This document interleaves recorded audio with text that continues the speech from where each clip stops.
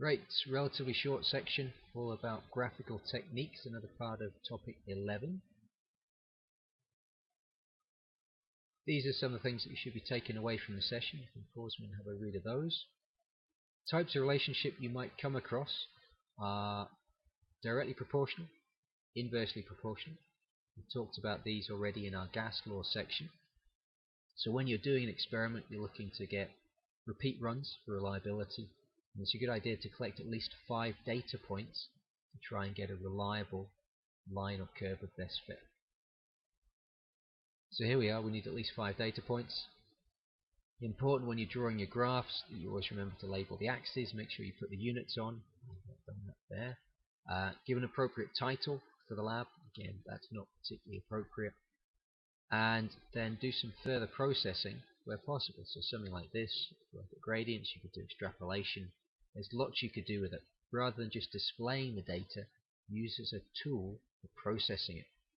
But make sure that the presentation's all there. So say you've got your units, you've got a title, everything's nicely labelled. When you come to draw conclusions in your experimental work, make sure you refer back to your data. Right? Talk about the trends that you've seen from your graphs. Talk about any uncertainties that you've calculated, and you can also mention that in the wake of your percentage error if actual figures exist. It's very important that you justify your ideas. So whatever reasons you're trying to put to your identified trends, link them to theory. Make sure you reference any sources that you've made use of. Last section will be the evaluation, where we need to consider what sources of error have we got.